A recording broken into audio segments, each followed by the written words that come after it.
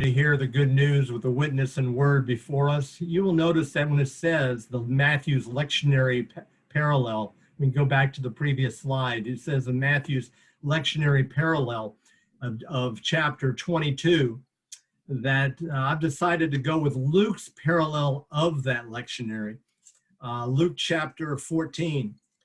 This is a much closer to the original words of Jesus, most scholars believe. And it addresses the honor-shame society, what was happening around them at that time. And where are we located? My question for each of us today is this: where are we located in the three main characters of the story? Number one, the protagonist, the host. Number two, those who turn down the invitation. And number three, those who are ultimately invited, the poor, the parable's audience today. Hear now the parable of the great banquet. Jesus said, someone gave a great dinner and invited many. At this time for the dinner, he sent his servant to say to those who had been invited, come, for everything is ready now. But they all alike began to make excuses. The first said to him, I bought a piece of land and I must go out and see it. Please accept my apologies. Another said, I bought 5 yoke of oxen. I'm going to go try them out. Please accept my apologies. Another said, I've just been married and therefore I cannot come. So the servant returned and reported this to his master, all of these ridiculous reasons. Then the owner of the house became angry and said to his servant, go at once into the streets and lanes of the town and bring in the poor, the disabled, it should read, the blind and the lame. And the slave said, sir, what you have ordered has been done and there is still room. Then the master said to the slave, go out into the roads and lanes and compel people to come in so that my house may be filled. For I tell you, none of those who were invited will taste my dinner.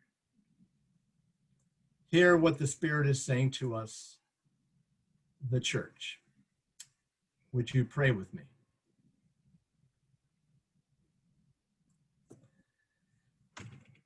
Listen to the one whose word is spoken. Listen to the one who is close at hand. Listen to the voice behind creation. Listen even if you can't understand. Let us listen. Amen. And I dedicate this message, Guess Who's Not Coming to Dinner, of love, loss, and letting go. I dedicate it to all the Here to Help organizers, the founder, Lily, and all of our volunteers this afternoon and each and every Sunday. And throughout Here to Help's food storages that are not only in our church, but throughout Bethesda as well. We have one parable here, but we have 3 vantage points: dinner host, invited guest, the least of these. Now, ultimately, the focus of this story rests on the least of these, those we find along the highways and byways of life's sodden and sundered journey. The vulnerable, the marginalized, the exploited, the poor, those without honor. Some of you know that our church has responded affirmatively to our Presbyterian denominational invitation to be what is called a Matthew 25 congregation. That means we proactively affirm Jesus's Matthew 25 intention that what's good for the least is done unto Jesus himself. And consequently, what's good for the least is good for the whole.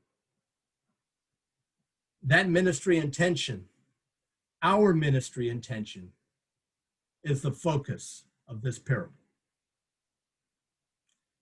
On the other hand, the focus of this parable is on the protagonist, the dinner host. That is on us. Well, at least many of us who can, if the occasion arose, access the means to hold a great banquet. Of course, granted, that's not happening much these days. Still, the means are there for many of us. We who can identify with the protagonist host, we are the one constant in this parable, there from beginning to the end. At the beginning, we're a man of honor, a woman of great esteem, who along the way finds herself dishonored by invitations rejected by the most untenable of reasons. For example, I bought this piece of land and hey, I need to go out and see what I bought. What an insult. The host is dishonored and in the end finds in the dishonor though, and this is the parable twist. The host is dishonored, but in the end finds in the dishonor a new honor and new esteem with those lacking both. In this pandemic time of sociopathic leadership, fostering and encouraging social and economic separation as never before in our lifetime,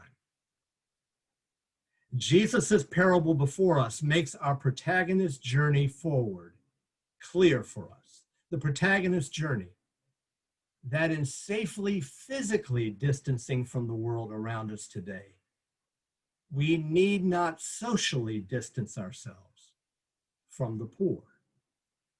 That while we may not be inviting anyone to supper these days, could our call be clearer to distance ourselves less and less from the simplest things like feeding the hungry?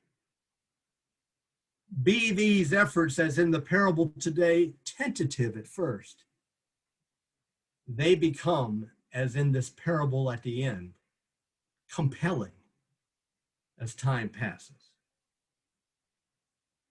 And so in this physically distant time, may Jesus be calling us to socially distance a little bit less, to distance ourselves less in response to the widening social gulf being promoted all around us.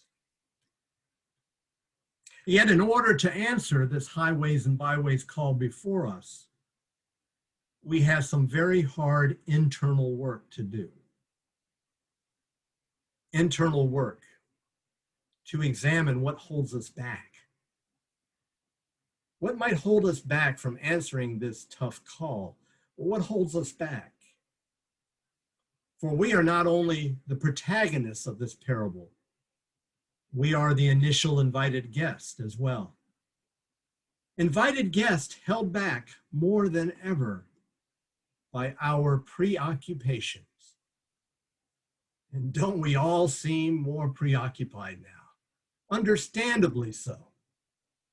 Adjusting to new and unfamiliar ways to live, to work, to play, to love. We may be called to be like the protagonists in this great banquet story, called to expand our virtual invite to include the socially distant. Yet deep down, we find ourselves in the initial invited guest. We find ourselves there, those who do not show up, more preoccupied than ever in how to negotiate new ways of thriving, while so many are now forced into new ways of surviving. There was a cartoon a while back, and perhaps it was in the New Yorker, can't remember. That cartoon showed a man walking down a city sidewalk.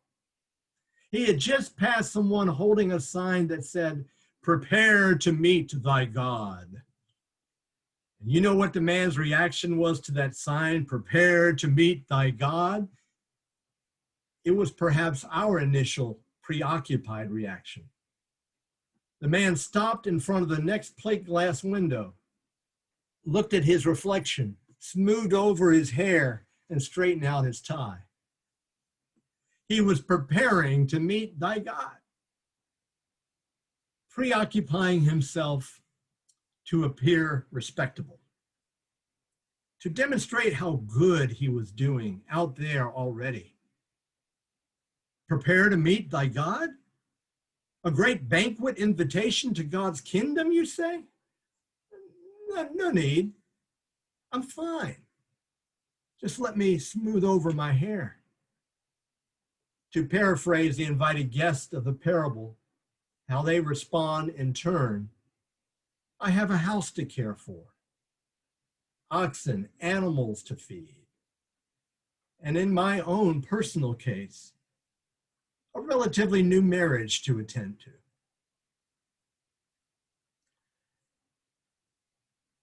These represent some of the rearrangements that we are making in adjusting to the unadjustable. Rearrangements we have preoccupied ourselves with when answering the call to physically distance. But this call has been framed as socially distancing.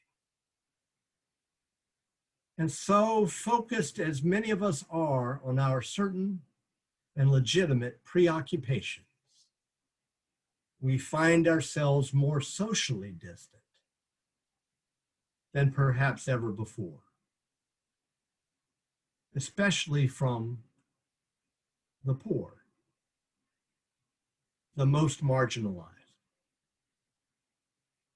the least. Our preoccupations amidst our physical distancing can hold us back from that call, holding us back from Christ's relational joy. In the end, that joy, most of all, holding us back, especially when we find ourselves mired in mourning our life's ongoing losses of who's not coming to our dinners right now. For me, it's some of my friends in AA. It's my AA sponsor. It's my two brothers, my son in Milwaukee. Haven't seen Andrew in the flesh since last Christmas. We all mourn physical family losses of different types. We mourn our physical separation from our friends in church. We mourn that we're around the same people all day, every day, in some cases. How could we not? How would we not mourn? And so perhaps, just perhaps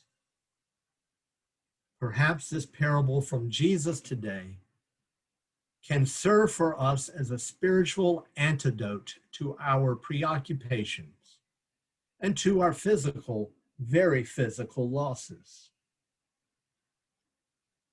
Perhaps this parable can lead us from that mournful family and friends question, guess who's not coming to dinner? To a new and perhaps less considered kingdom question.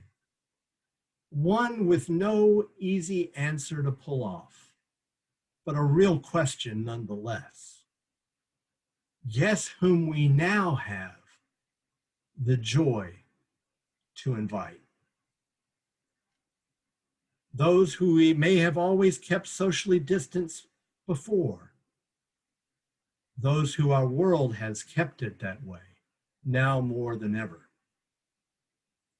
Those who, if we let them, become more socially distanced from us now than ever before. Those who know more than we the joy of being invited to a banquet. Perhaps that joy is because of their surprise in being invited at all. Perhaps. What joy is theirs? A joy that would then be ours. Through justice comes joy. Thanks be to God. Amen.